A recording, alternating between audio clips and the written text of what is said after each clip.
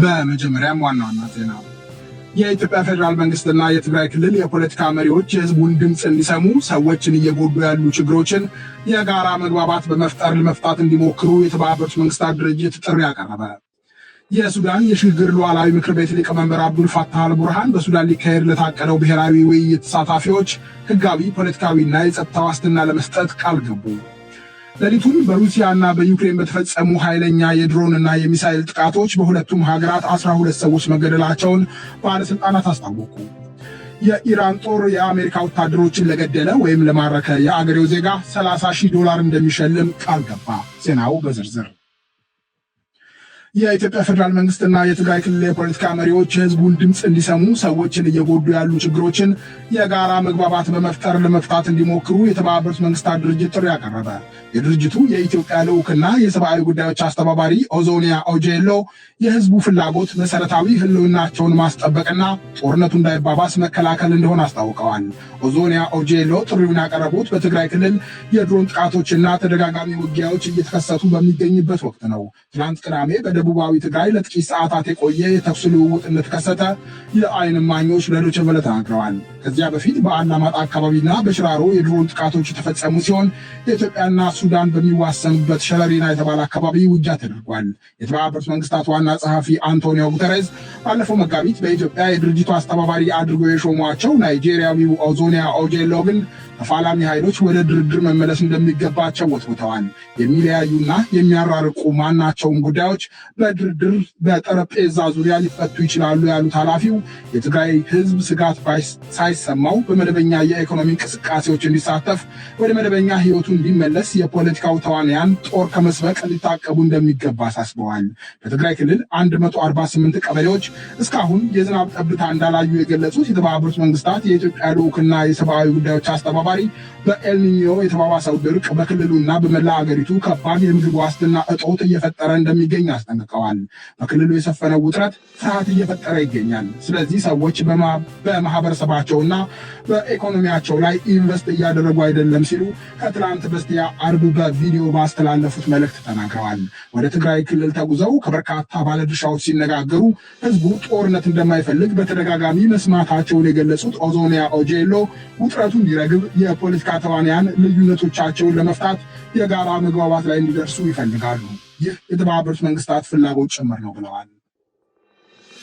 የሱዳን የሽግግር ሉዓላዊ ምክር ቤት ሊቀመንበር አብዱል ፋታህ አልቡርሃን በሱዳን ሊካሄድ ለታቀደው ብሔራዊ ውይይት ተሳታፊዎች ህጋዊ፣ ፖለቲካዊና የጸጥታ ዋስትና ለመስጠት ቃል ገቡ። ጄኔራሉ ማስተማመኛውን የሰጡት ከአዘጋጆች በቀረበላቸው ጥያቄ መሰረት ነው። የሱዳን ጦር የተመሰረተበትን 72ኛ ዓመት ሲያከብር ትላንት ቅዳሜ ባሰሙት ንግግር መንግስት የብሔራዊ ውይይቱን ተሳታፊዎች በተመለከተ የሚያስተላለፈው ውሳኔ ምህረት እንዳልሆነ የገለጹት አልቡርሃን በተሳታፊዎች ላይ የተከፈተ የወንጀል ክስ በጊዜያዊነት ታግዶ እንዲቆይ የሚያደርግ ብቻ እንደሆነ አስረድተዋል።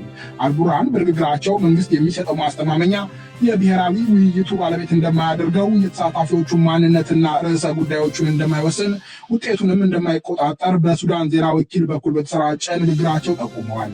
የጦር ጀኔራሉ በአገሪቱ ሊካሄድ የታቀደው ብሔራዊ ውይይት ገለልተኛ ይሆናል ቢሉም ምቹ ሁኔታ መፍጠር በሚቻልበት ሁኔታ ላይ ከፖለቲካ ፓርቲዎችና የሲቪክ ማህበረሰብ ቡድኖች ጋር ድንገተኛ ውይይቶች ሲያደርጉ መቆየታቸውን የዜና ወኪሎች ዘግበዋል።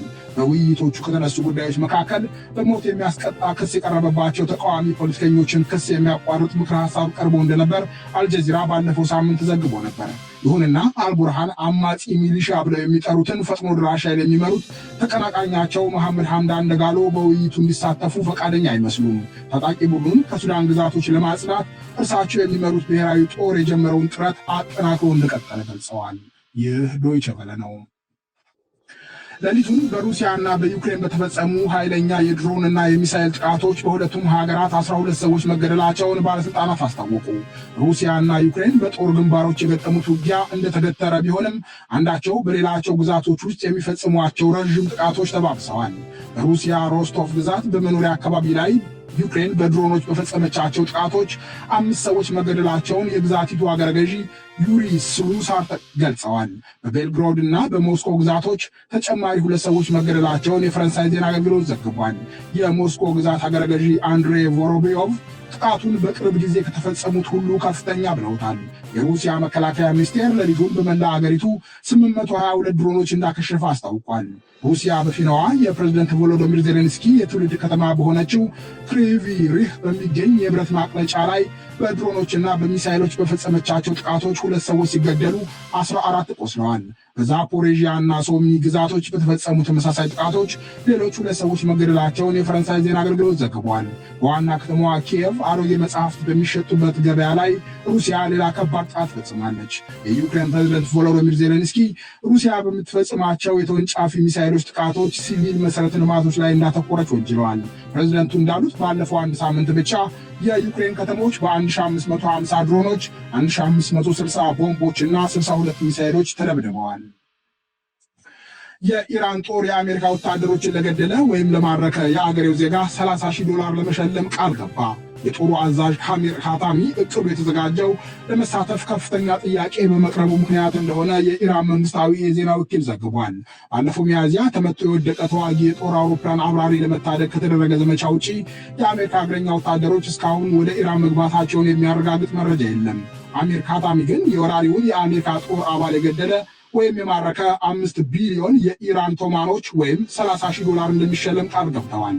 የተባለውን ያደረጉት ሴቶች ከሆኑ ሽልማቱ እጥፍ እንደሚሆን ኻታሚ መናገራቸውን የፈረንሳይ ዜና አገልግሎት ዘግቧል። 6 ወር ሊሞላው ጥቂት ቀናት የቀሩትን ጦርነት በገጠሙት በአሜሪካና በኢራን መካከል ሲደረግ የነበረው ድርድር መፍትሄ ማበጀት ተስኖት እንደተገተረ ነው። ኢራን በጦርነቱ ምክንያት እየተዘጋ የሚከፈተውን የሆርሙዝ የባህር ወሽመጥ እንዴት ማስተዳደር ይቻላል በሚለው ጉዳይ ላይ ከኦማን ጋር እየተነጋገረች ነው። ይህ በእንዲህ እንዳለ በኻሊድ አልሃያ የሚመራ የሐማስ ልዑክ በጋዛ ተኩስ አቁም ላይ ለመነጋገር ካይሮ መግባቱን ታጣቂ ቡድኑ አረጋግጧል። ዛሬ እሁድ ካይሮ የገቡት የሐማስ መሪ ከግብፅ የደህንነት መስሪያ ቤት ኃላፊ ሜጀር ጀነራል ሐሳን ራሻድ ጋር ተገናኝተዋል። የሐማስ መሪዎች የግብፅና የቀጠር ባለስልጣናት በሚገኙበት ከአሜሪካ ልዑክ ጃሬድ ኩሽነር ጋር በዚያው በካይሮ ተገናኝተው እንደሚነጋገሩ የታጣቂ ቡድኑ የውስጥ አዋቂዎች ለፈረንሳይ ዜና አገልግሎት ተናግረዋል። ከውይይቱ በኋላ የፕሬዝደንት ዶናልድ ትራምፕ አማች የሆኑት ኩሽነር ከጠቅላይ ሚኒስትር ቤንያሚን ኔታንያሁ ለመገናኘት ወደ እስራኤል ያመራሉ ተብሏል። በሃንጋሪ የፖላንድ አውቶቡስ ዛሬ እሁድ ማለዳ በደረሰበት አደጋ 12 ሰዎች ሲሞቱ ቢያንስ 10 ሰዎች ከፍተኛ ጉዳት ደረሰባቸው። ከሰርቢያ ወደ ፖላንድ በመጓዝ ላይ የነበረው የህዝብ መጓጓዣ አውቶቡስ የተገለበጠው ከሃንጋሪ ዋና ከተማ ቡዳፔስት 140 ኪሎ ሜትር ገደማ ርቀት ላይ ነው። የሃንጋሪ የአደጋ አስተዳደር መስሪያ ቤት 57 መንገደኞችና 2 አሽከርካሪዎች የጫነው አውቶቡስ ከሚጓዝበት አውራ ጎዳና በመውጣት ጉድጓድ ውስጥ እንደወደቀ አስታውቋል። የሃንጋሪ የሀገር ውስጥ ጉዳይ ሚኒስትር ጋቦር ፖስፋኒ አሽከርካሪው በቁጥጥር ስር እንደዋለ አረጋግጠዋል። አደጋው ባለፉት 23 ዓመታት በሃንጋሪ ከደረሱት ሁሉ የከፋ ነው ተብሏል። ይህ ዶይቼ ቬለ ነው።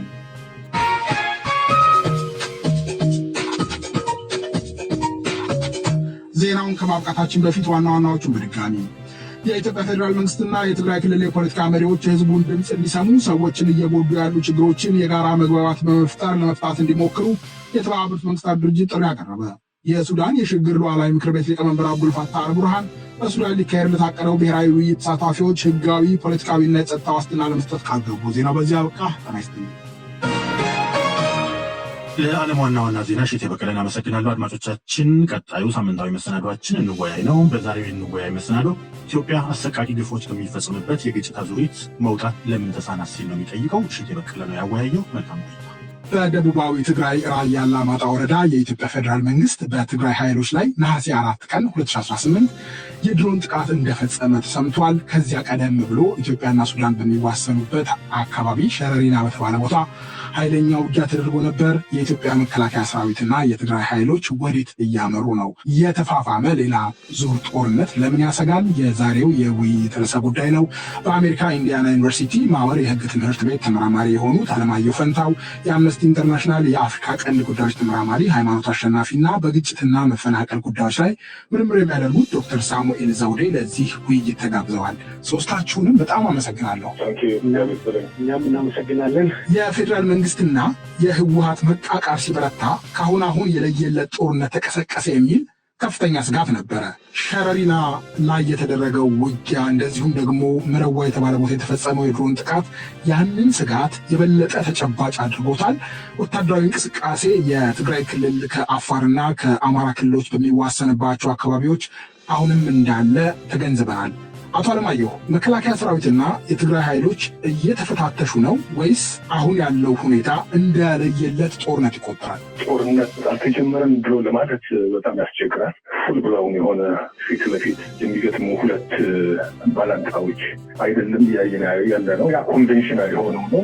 የመጀመሪያው የትግራይ ጦርነት ከተካሄደበት ጊዜ ጀምሮ የጦርነቱን ሂደት እና ውጤቱን የቀየረው የቴክኖሎጂ አጠቃቀም ነበረ። የፌዴራል መንግስቱ በውጭ ኃይሎች በተለይ ደግሞ በተባበሩት አረብ ኤምሬት ድሮኖች አማካኝነት የጦርነት ሞታ መቀየር ችሎ ነበረ። አሁንም እያየን ያለ ነው በቴክኖሎጂ የታገዘ መለስተኛ የሆነ ግጭት እያየን ነው። መቼ ነው ወደ ፉል ብላውን ወደሆነ ሙሉ በሙሉ ወደ ውጊያ የሚገቡት የሚለውን እንግዲህ ማወቅ አንችልም። ሜይ ቢ የሎጂስቲክስ ጉዳይ ነው የያዛቸው። ሜይ ቢ ፎርሜሽን አሰላለፍ ስትራቴጂክ ቦታዎችን እየመረጡ የሆን የውጊያ ቲያትሩን እያጠኑ የሆን ነው። ያው ልዩ ሰርፕራይዝ አሉ ጦርነት ላይ። ሁለተኛው የዓለም ጦርነት ሲካሄድ በአንድ በኩል ሲጠበቅ በሌላኛው ወገን ይሆናል እና ይህኛው ጦርነት በደቡብ ትግራይ በኩል ነው የሚሆነው ወይም ምዕራብ የኢትዮጵያ ድንበሮች ላይ ማለትም ከምዕራብ ትግራይ የሚባለው ከላይ ጀምሮ ሱዳንን ድንበር ይዘህ ታች ምዕራብ ኢትዮጵያ ቤኒሻንጉልና ጋምቤላ ይዘህ ወደ ወለጋ በኩል ያለው ድንበር ነው የሚሆነው የሚለው ጥያቄ። አምነስቲ ኢንተርናሽናል በቅርቡ ያወጣው መግለጫ ጦርነት ይቀሰቅሳል የሚል ስጋት እንዳለ የሚያንጸባርቅ ነው። በትግራይ ክልል ዳግም የሚቀሰቀስ ጦርነት ነዋሪዎችን ለሌላ ዙር የሰብአዊ መብቶች ጥሰት እንደሚያጋልጥ አምነስቲ ኢንተርናሽናል አስጠንቅቋል። እንደ አዲስ የሚቀሰቀስ ግጭት አሳሳቢ የሚያደርገው በትግራይ ክልል ነዋሪዎች ከጥቅምት 2013 ከጥቅምት 2015 በተካሄደ ጦርነት ወቅት ከተፈጸሙ አሰቃቂ ግፎች ሳያገግም ተጠያቂነትና ፍትህ ሳይረጋገጥ የሚከሰት መሆኑ ነው። ሃይማኖት፣ እርስዎ የአምነስቲ ኢንተርናሽናል ተመራማሪ ኖት። ከሰብአዊ መብቶች አኳያ እንዲህ ያሰጋችሁ ነገር ምንድን ነው? መጀመሪያ ቲንክ መመለስ ያለብን ጥያቄ ፍትህና ተጠያቂነት ለማን ነው የሚመጣው ነው። ፍትህና ተጠያቂነት የሚሰጠው ወይም የሚደረገው እንደ አውሮፓውያን አቆጣጠር ከ2020 እስከ 2022 በነበረው ጦርነት ኮንቴክስት ውስጥ እየተነጋገርን ስለሆነ በዛ አውድ ውስጥ የሰብአዊ መብት ጥሰቶች ያጋጠሟቸው ቪክቲሞች ወይም ደግሞ ተጠቂዎች በአማርኛ እንዲሁም ደግሞ ማህበረሰቦች ያንን ሆረር ኢንዱር ያደረጉ ማህበረሰቦች ናቸው ፍትህን እየጠየቁ ያሉት። ኢትዮጵያ ውስጥ አሁን ላይ ፐብሊክ ዲስኮርስን ወይም ማህበራዊ ውይይቱን ስትመለከት በይፋ ይሄ ጎልቶ ባይወጣም ይሄ ያልወጣበት ምክንያት ማለትም የፍትህ ተጠያቂነት ጉዳይ ዋነኛ መነጋገሪያ ያልሆነበት ምክንያት ስለማይፈቀድ ነው። እሱን ማስመር ያስፈልጋል። ባይሆንም ግን እኛ በስራችን ሪፖርቶቻችን እናትማቸውን ጥናቶች ብትመለከት የነዚህን ሰዎች ጥያቄዎች የነዚህን ሰዎች እውነታዎች ነው ይዘው የሚወጡት እና ሁሉም ውስጥ የፍትህና የተጠያቂነት ጉዳይ በጥቃት ሰለባ የሆኑ እንዲሁም የተረፉ ሰዎች እንዲሁም ማህበረሰቦች ደጋግመው የሚያነሱት ነው። እንዳልኩ ስለ ትግራይ እየተነጋገርን ስለሆነ ነው እንጂ አማራም ኦሮሚያም ክልል